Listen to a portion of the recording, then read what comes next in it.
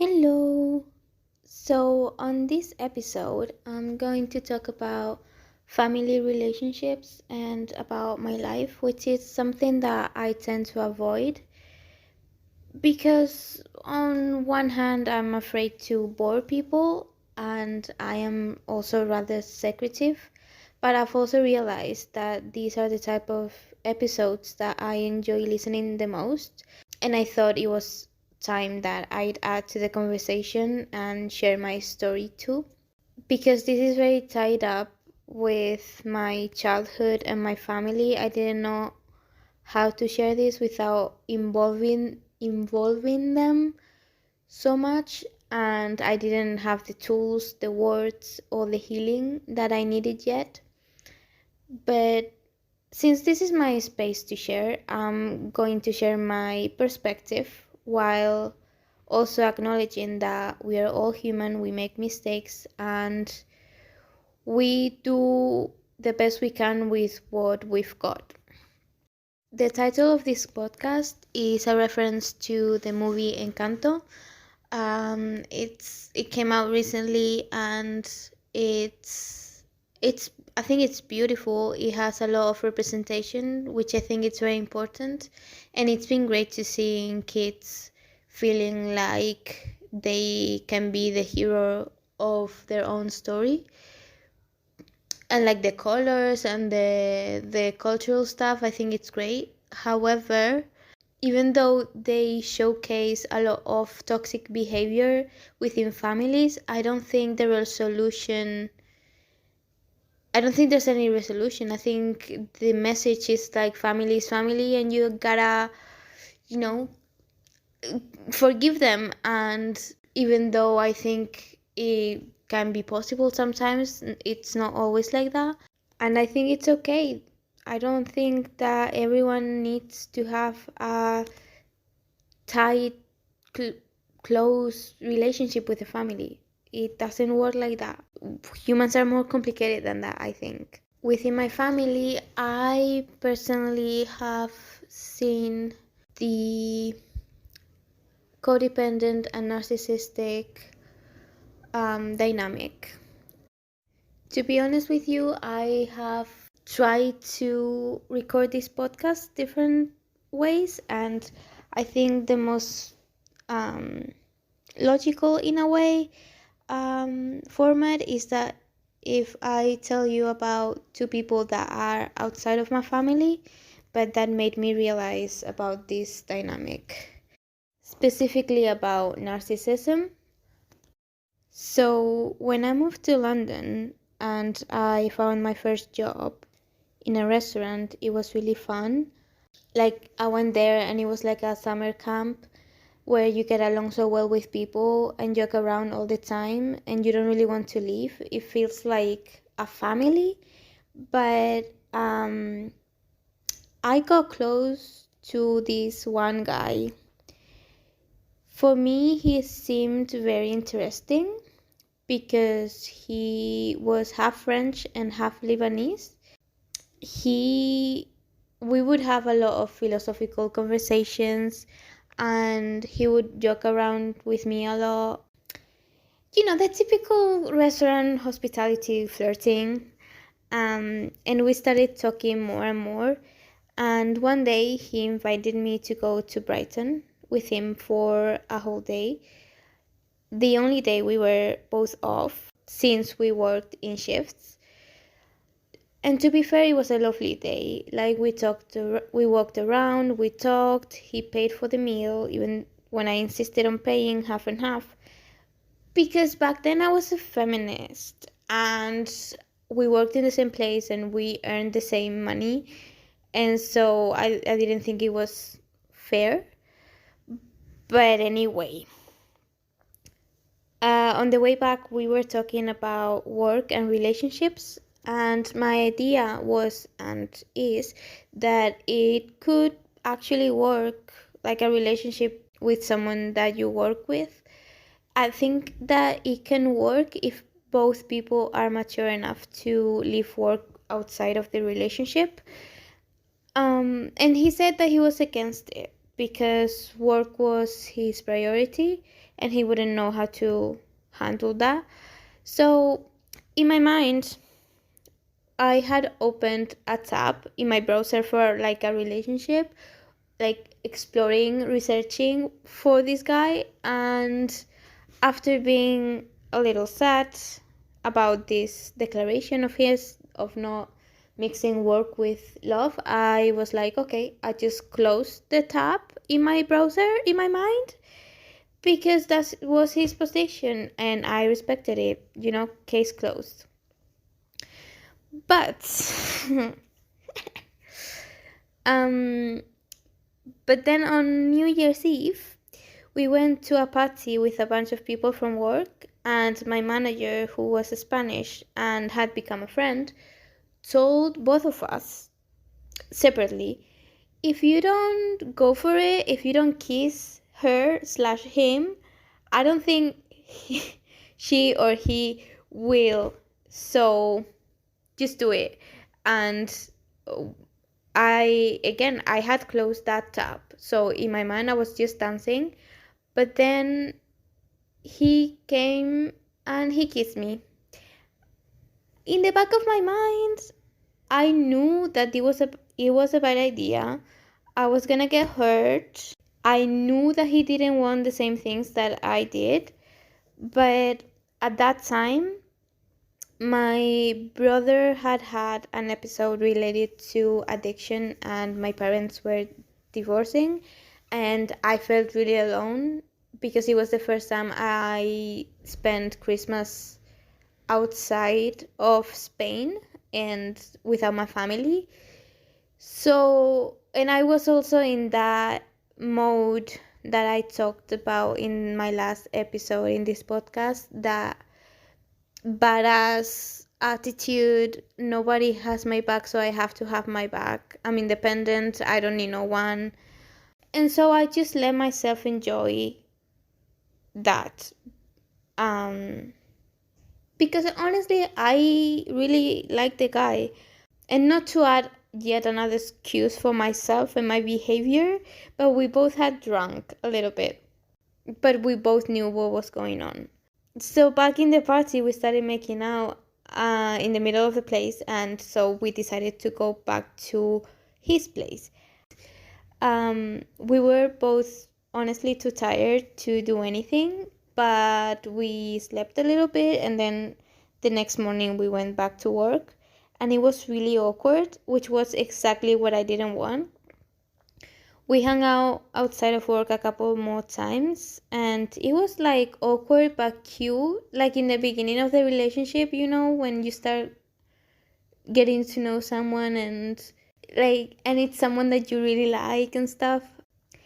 But then he went to France for his holidays, and when he came back, we went for a beer, and he told me that he didn't want to continue whatever we had because we didn't want the same thing, which I knew from the beginning, but it still hurt a lot because I really like this guy.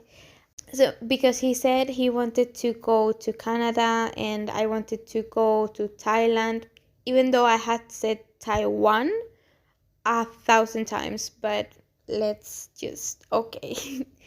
And I was like, okay, but what about now, because I'm not going to Taiwan tomorrow. And he said that he wasn't really ready for a relationship. And in my mind, I respected that, of course, and I understood. But I was very confused. So I asked, then why did you kiss me? And he said, oh, I was just very drunk. It hurt a lot.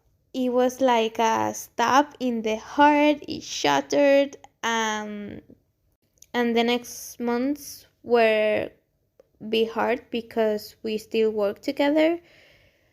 And also he was in a weird mind space because there was like another guy that I found attractive that worked nearby, and he would bring us things from his restaurant in exchange for what we had in ours. One day I was talking to him, and the French Lebanese guys had the nerve, the mendacity to talk over me and like try to push me to the side. There is this expression in Spanish that is ni contigo ni sin ti, which translates to something like no with you, but also no without you. So, and it's a very strange and confusing feeling. Like he wants you, but he doesn't want you, but he doesn't want you without him either.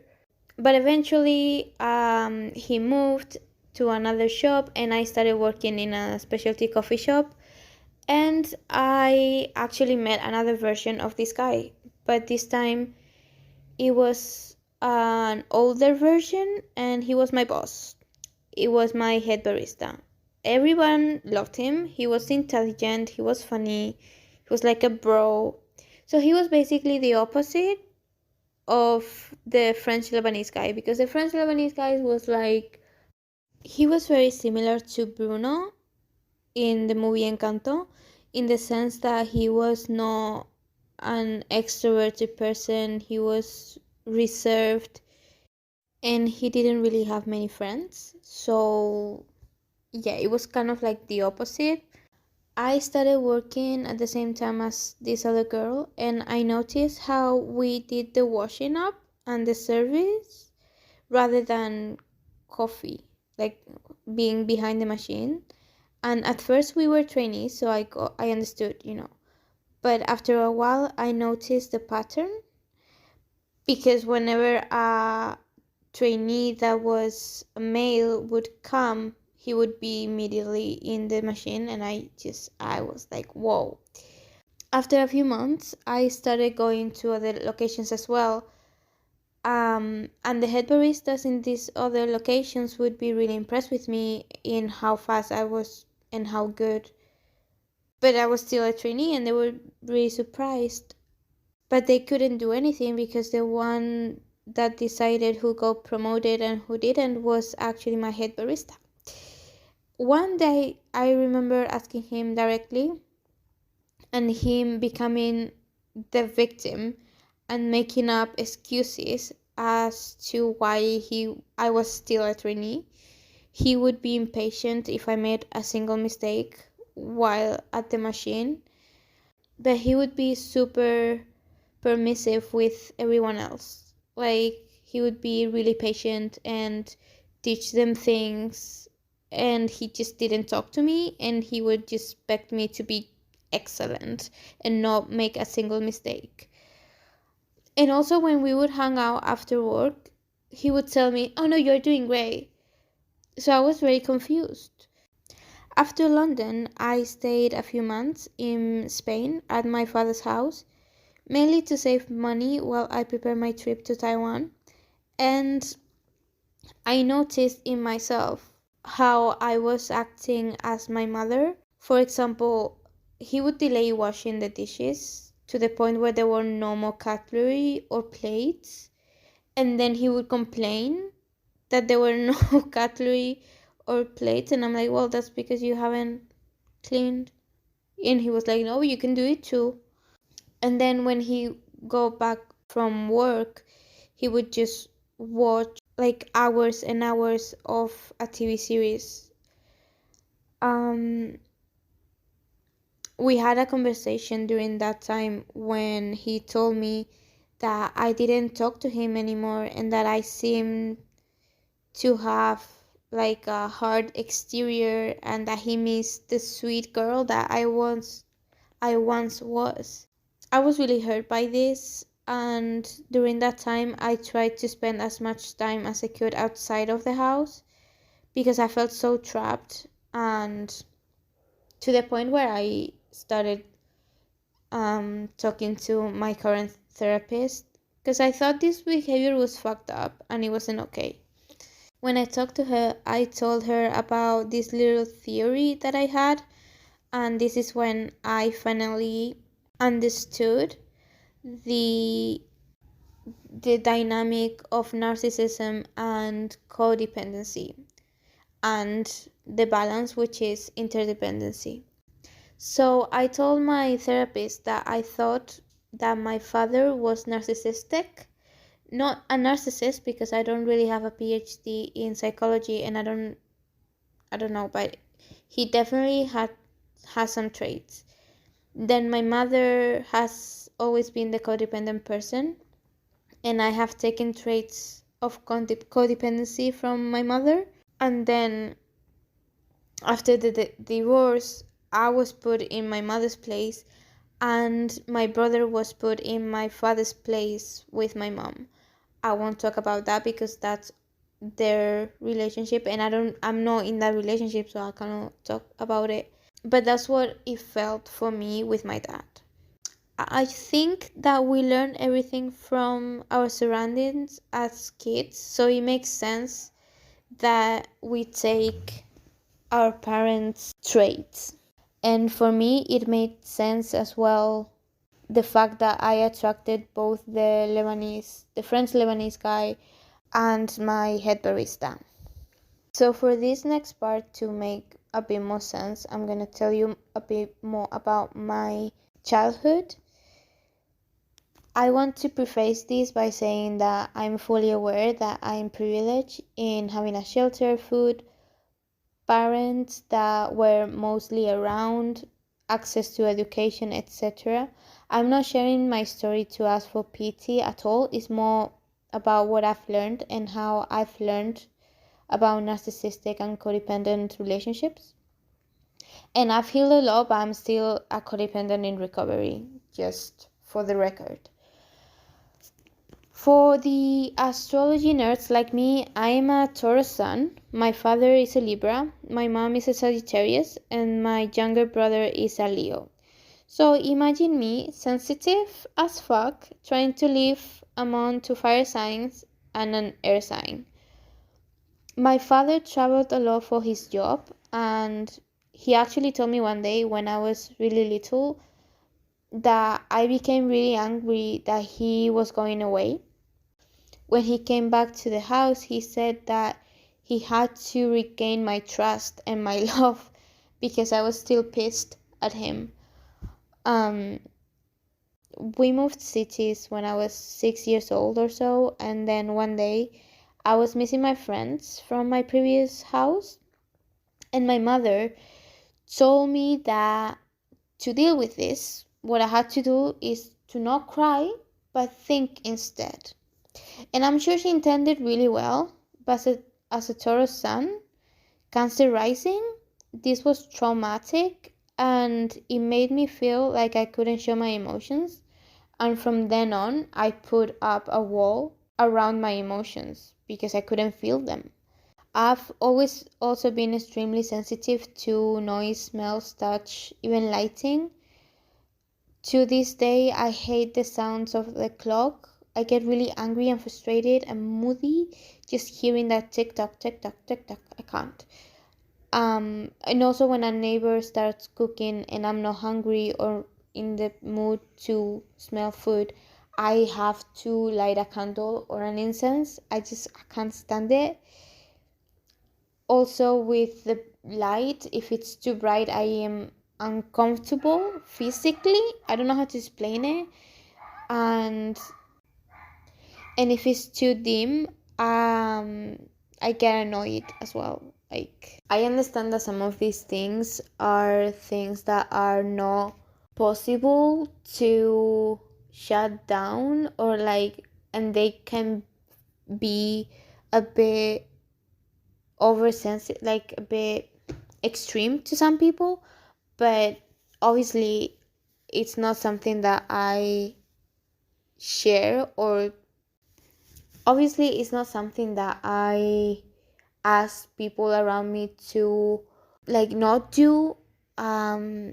I've found ways to cope with it by myself, but it's something that it's there. I've always been quite sensitive. And so with this childhood, which I was taken care of, it's not that I was beaten or anything, but I was lacking in some emotional care, to be honest with you. That's how I felt.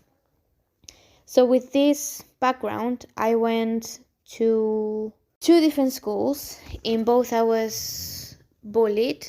The first one was when I was 13.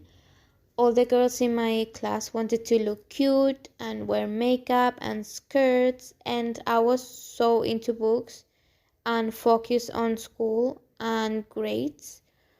So I was called a freak, a nerd, like ugly, all the fun stuff, And if I was hypersensitive before, with bullying, what it did to me was that every time I heard people talking and I wasn't facing them, I felt like they were talking about me because I was a teenager and I was overthinking everything. I was already insecure. You're already insecure when you're a teenager.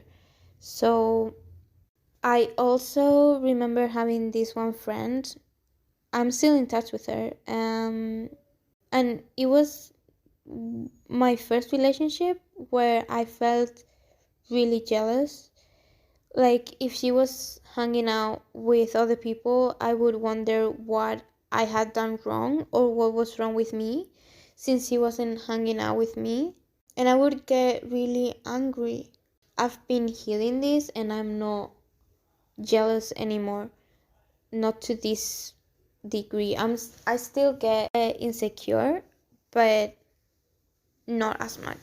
I've been healing. I've been doing my work. I think I still have some insecurity in this sense when it comes to relationships, but I've worked a lot through them, through these insecurities, and this jealousy is not something that I do nowadays, but it's one of the symptoms or the traits of codependent relationships. In my other high school, as I told you in my previous podcast, it was very Catholic. It was very religious, and coming from where I was coming from, I wanted to fit in really badly. So I got really close to this girl whose mother was a teacher in the school. And I got so close to this girl to the point where if she wasn't sorry, if she wasn't going to a party, for example, I wouldn't feel like going either. And if I did end up going, I would feel out of place. Now, because I was not in a good place with the people in my class, I turned to my studies and my grades and my books and music as well. This time, the difference was that people would call me unoriginal because I was reading the same books that they were reading, which was like Twilight and like vampire stuff. But it was the only thing that saved me from honestly jumping out of the window because I had a lot of issues back then. After that, when I went to university to Madrid, it was much easier to make friends. People in big cities are much more open-minded and there was more stuff to do, whereas in the Canary Islands where I was raised, it was just very tiny. I ended up going to therapy in my third year, so I dealt with some of my bullying trauma back then, and I retrained myself to know that when people are talking softly next to me or if they laugh, it's probably not about me. And I also learned to be a bit more detached and how to talk to people and be friendly even though people were not my friends. I used to not ask questions and just let people talk to me. So more often than not, I would know people, but people didn't get to know me because I didn't open up. And honestly, I don't see that as a problem anymore. Having worked in hospitality has taught me how to do small talk, kind of. And so if I don't open up, it's because my intuition tells me not to trust those people, and I trust myself. Anyway, back to the first time I told my therapist about this dynamic. She told me a phrase that I still have to remember from time to time, and that is that you can either save yourself or you can drown with your family. There was a third option that was trying to re-educate your family, but that takes a lot of time. It is ultimately up to them to want to change or not, and you may end up not changing anything at all. So I chose to follow my own path and heal myself. I've been reading and learning about narcissism, and there are a lot of people who talk about it. There is Dr. Ramani on YouTube. She helped me a lot. And Teal Swan has also a few interesting videos.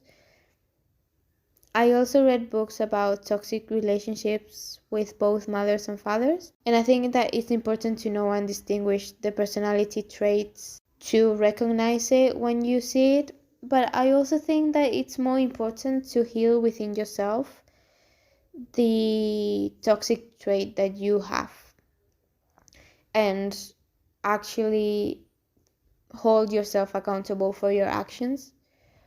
Apart from therapy and talking things out and crying my eyes out, to be honest with you, the first thing I did when I noticed this pattern was to write down all the things that I disliked the most about my parents, since that's the root of everything.